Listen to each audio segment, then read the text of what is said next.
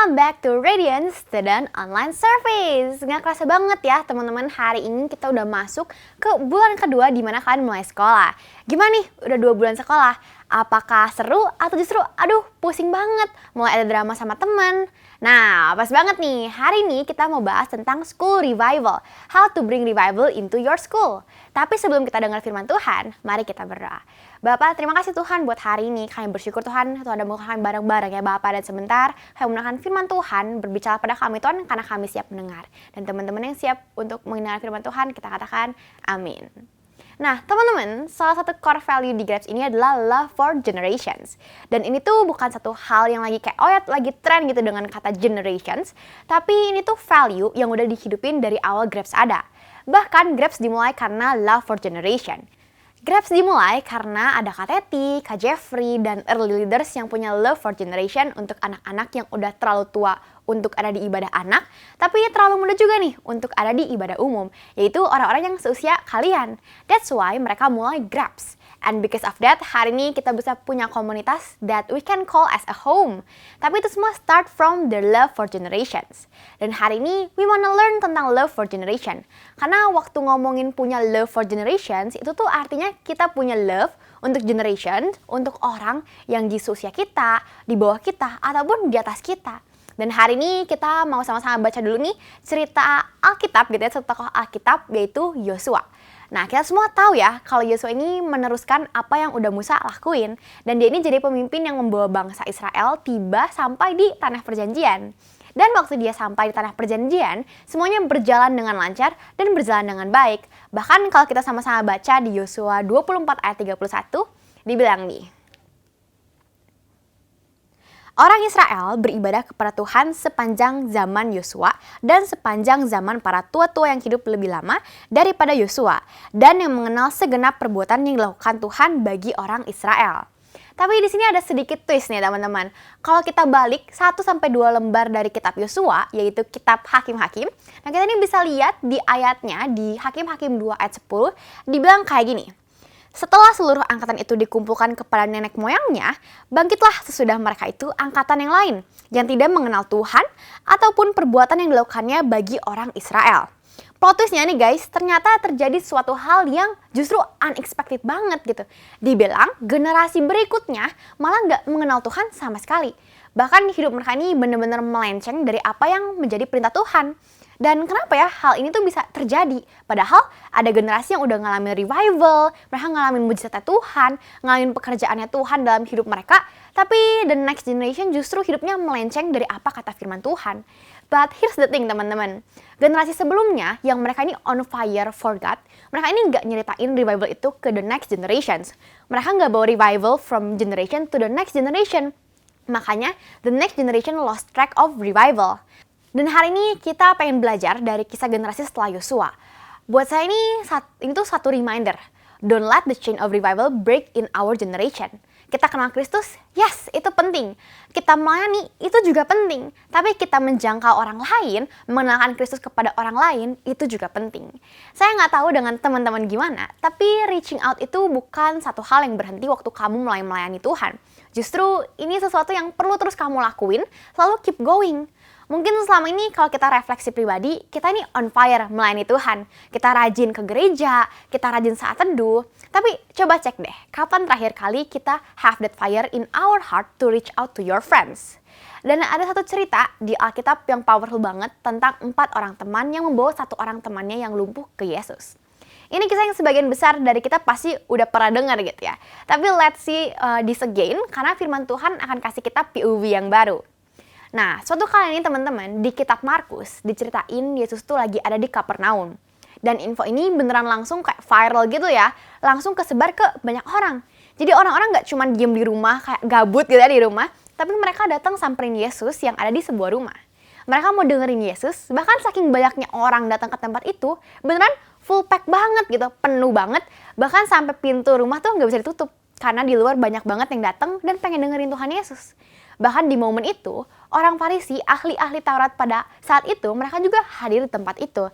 Tapi mindset mereka ini bukan untuk hadir, mendengarkan, tapi justru untuk mencela Yesus, untuk mengkritik apa yang Yesus lakuin.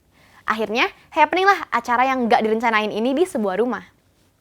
Dan berita yang viral ini didengar juga sama 4 orang ini. Dan 4 orang ini udah berteman gitu. Mereka ini dari berempatnya ada 1 orang yang lumpuh. Nah, waktu mereka dengar kabar ada Yesus di Kapernaum, mereka ini segera bawa teman mereka yang lumpuh ini ke Yesus. Mereka bawa karena pasti mereka udah dengar mujizat-mujizat Yesus yang udah terjadi. Mereka have faith gitu. Kalau mereka bawa temennya ke Yesus, temennya pun bisa sembuh. Akhirnya mereka prepare nih, mereka bawa temennya yang lumpuh ini, mereka pakai tilam, mereka angkat temennya. Dan mungkin kalau zaman sekarang gitu ya, ini tuh mirip kayak tandu medis gitu ya. Dan mereka ini bawa temennya ke tempat Yesus berada. Tapi pas mereka udah sampai, ada yang terjadi nih. Kita mau sama-sama baca di Markus 2 ayat 4. Markus 2 ayat 4. Tetapi mereka tidak dapat membawanya kepadanya karena orang banyak itu.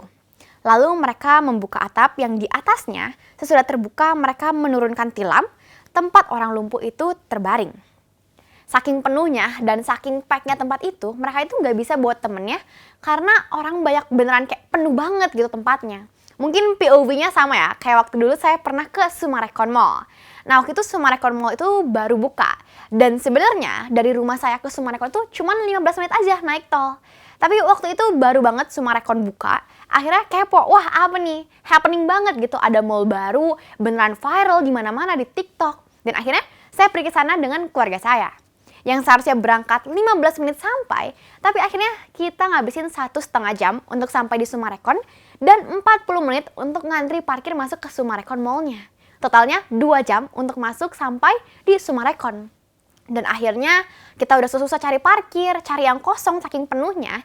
Dan waktu itu udah parkir, waktu mau masuk mallnya, ternyata juga perjuangan lagi. Karena beneran di dalam tuh kayak lautan manusia, penuh banget gitu. Akhirnya kita bingung gitu, aduh udah jauh-jauh ke Summarecon, udah 2 jam di perjalanan, masa pulang lagi gitu saking penuhnya.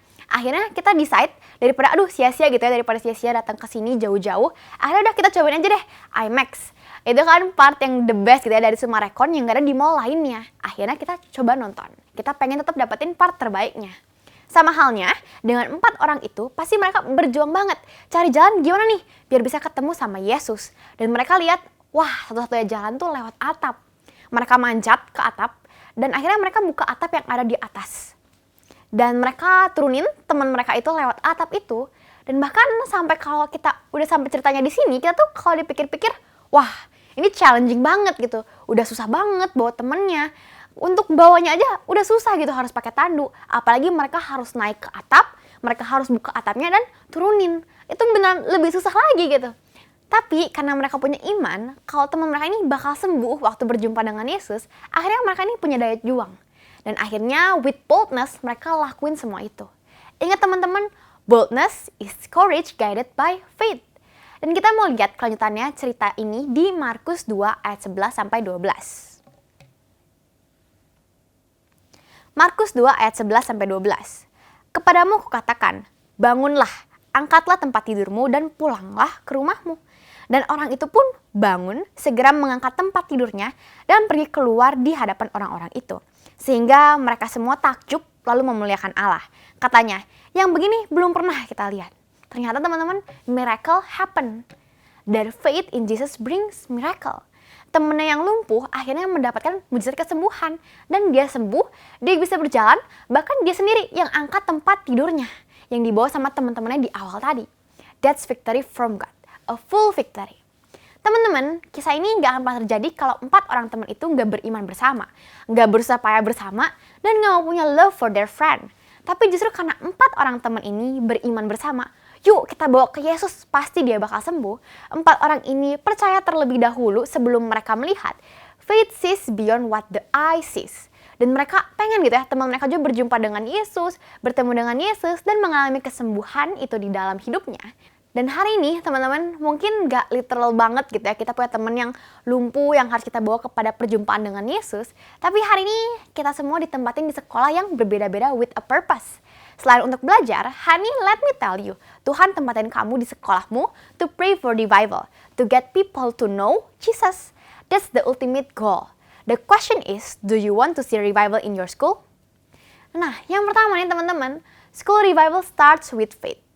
Untuk kita bisa ngalamin school revival, itu tuh semuanya dimulai dari iman. Dimulai dari roh kita percaya dan beriman kalau school revival itu akan terjadi. Dimulai dari faith. Kita baca dulu ayatnya bareng-bareng di Matius 18 ayat 19 sampai 20.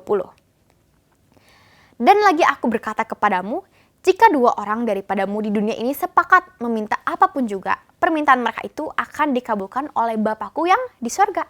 Sebab di mana 2 atau 3 orang berkumpul dalam namaku, di situ aku ada di tengah-tengah mereka. Dibilang waktu kita bersepakat, bersatu hati, berdoa untuk revival, itu tuh beneran bisa happen teman-teman. Revival bisa terjadi di sekolah kita. Dan itu terjadi kenapa? Karena ada orang-orang yang mau beriman bersama. One day waktu saya SMP kelas 7, saya pengen banget menjangkau salah satu teman dekat saya ini. Karena dia juga jarang ke gereja. Akhirnya saya mulai dengan having faith. Saya benar berdoa having faith, Tuhan one day gue pengen main nih bareng dia. Dan pelan-pelan saya coba ajak ke student cell, saya ajak ke acara-acara fellowship, hangout, dan akhirnya dia mulai ibadah. Dan akhirnya dia pun pelayanan bareng saya. Prosesnya gak gampang teman-teman. Saya harus menghadapi 1001 alasan, sering bangun kesiangan, sering gak bangun gitu, dan penolakan yang berkali-kali. Tapi I'm having faith, dan one day dia bakal kenal Tuhan and serving bareng sama saya. Akhirnya dia tertanam, dan waktu kita SMA, kita punya satu teman deket lagi. Dan kita berdua pengen banget teman kita ini ikut ke gereja and serving bareng sama kita. Akhirnya sekarang kita berdoa bareng-bareng. Kita having faith berdua. Akhirnya teman dekat kita ini tertanam di Grabs dan hari ini dia leading bareng saya. So, school revival starts with faith. Having faith bareng sama teman-teman kamu. Dan yang kedua, school revival followed with action. Teman-teman, setelah kita berdoa, beriman bersama, the next step adalah untuk kita do the action. Kita mulai care sama teman-teman kita. Kita mulai bangun relasi yang genuine dengan teman-teman kita. Care nggak cuma di surface level, tapi care dan kehidupan mereka. Celebrate things waktu things okay, lagi good, tapi support when things are tough. Waktu kamu lakuin itu, teman kamu pun bisa rasain kasih Allah yang besar lewat hidup kamu. Karena kamu adalah saluran kasih Allah untuk sekitarmu. Same thing, waktu teman kamu misalnya mereka dapat achievement, mereka dipercaya jadi ketua OSIS, mereka jadi juara, celebrate with them. Celebrate genuinely. Tapi mungkin kalau teman kalian lagi ada problem, mungkin mereka failed, mungkin mereka ada problem di relasinya mereka, support, berdoa bareng mereka, and be there untuk mereka. Dan teman-teman, ayat itu ditulis di Markus 2 ayat 3. Kita baca bareng-bareng. Ada orang-orang datang membawa kepadanya seorang lumpuh, digotong oleh 4 orang. Kalau kita lihat ya dari kisah tadi, teman-temannya nggak cuma berhenti sampai, oh ya tahu ada Yesus di kota Kapernaum. Nggak cuma berhenti sampai situ, oh mereka percaya nih Yesus bisa nyembuhin, tapi mereka nggak doing something, mereka nggak doing action, tapi justru mereka ambil action. Mereka bawa temennya ke Yesus. Sekalipun susah, banyak challenge-nya, harus bawa tandu, pas sampai penuh banget, harus lewat atap, tapi mereka berusaha semaksimal yang mereka bisa. Dan sometimes, waktu kita lagi menjangkau teman kita untuk kenal Yesus, journey-nya mungkin gak gampang teman-teman. Kadang teman kita susah banget untuk diajak. Ada aja gitu ya alasannya untuk gak mau datang. Rasanya ada berbagai barrier untuk dia kenal Yesus. Bahkan bisa ada 1001 alasan. Tapi ingat, waktu kita beriman dan kita lakuin action, by faith they will know Jesus. Dan yang terakhir, school revival pass on to the next generation. School revival tuh gak berhenti sampai generasi kita nih teman-teman. Tapi kita perlu teruskan ke generasi berikutnya. Kalau selama ini mungkin kita berdoa untuk generasi kita mengalami Tuhan, kita care cuman yang satu umur aja, satu angkatan, satu kelas. Tapi ini waktunya untuk pass on the revival to the next generation. Ini waktunya untuk kita belajar care sama adik kelas kita. Sebagai kakak kelas, pasti kita pengennya ya udah gitu ya terlihat lebih senior, nggak sering berteman sama adik kelas. Tapi hari ini let's be different. Coba care ke adik kelasmu, kenal sama hidupnya mereka, and by doing that, you are passing on the revival to the next generation. Dan ayat itu ditulis di Markus 2 ayat 12. Kita baca bareng-bareng. Dan orang itu pun bangun, segera mengangkat tempat tidurnya dan pergi keluar di hadapan orang-orang itu. Sehingga mereka semua takjub lalu memuliakan Allah, katanya, yang begini belum pernah kita lihat. Mujizat kesembuhannya terjadi. Tapi nggak cuma berhenti di situ. Kisah tentang kesembuhan ini go all the way to the all people. Dan mereka ceritain lagi.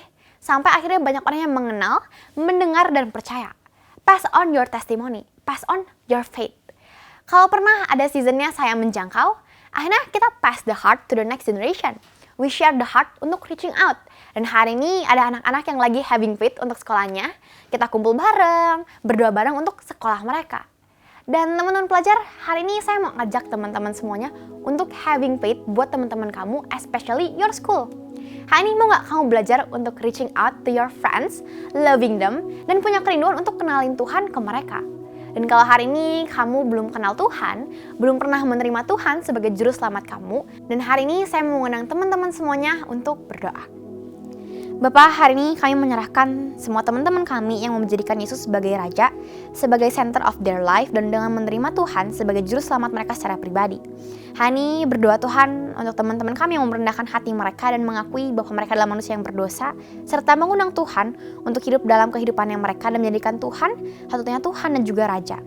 Hari ini berdoa Tuhan biar mulai hari ini Tuhan yang bertahta dalam kehidupannya mereka, dan biar mereka berpindah Tuhan dari kerajaan kegelapan ke kerajaan terang, serta menjadi warga kerajaan Allah dan hidup semakin serupa dengan Engkau. Kami juga berdoa Tuhan kalau hari ini kami belajar untuk having faith for our school. Hari ini kami minta Tuhan biar Tuhan yang mengajarkan kami untuk punya love for generations. Kami siap Tuhan untuk bring the revival to our school, bring the revival to our generation, and pass it to the next generation. Hanya di dalam nama Tuhan Yesus. Dan saat ini jemaat Allah, angkatlah tanganmu dan terimalah berkat dalam nama Bapa dan Putra dan Roh Kudus. Biar hari ini Tuhan membawakan kamu di setiap season kehidupannya kamu, di sekolah, di keluarga, dan di pertemananmu, dan melakukan firman Tuhan dalam segala aspek kehidupanmu. Dan dalam Yesus kami berdoa, amin. Buat teman-teman yang perlu untuk didoakan, kalian bisa scan QR Code di bawah ini, dan akan ada teman-teman pendoa yang siap mendoakan kalian. So, happy weekend and God bless you!